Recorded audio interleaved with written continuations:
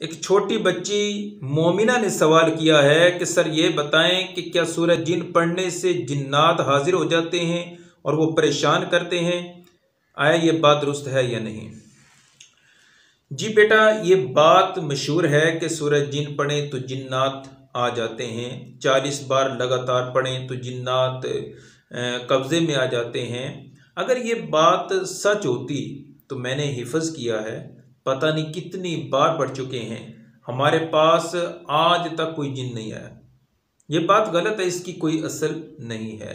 सूरह जिन आप पढ़ें, आपको डरने की कोई ज़रूरत नहीं है। जिस तरह आप बकिया कुरान पाक पढ़ती हैं, इसी तरह सूरह जिन भी आप पढ़ें।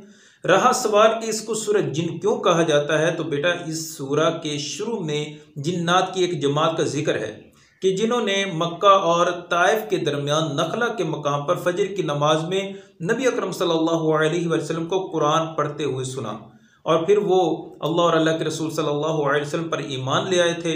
और वहाँ आज शानदार एक मस्जिद भी तामीर है जिसे मस्जिद जिन कहा जाता है। बस इसी वजह से इस सूरह को सूरह जिन कहा जाता है।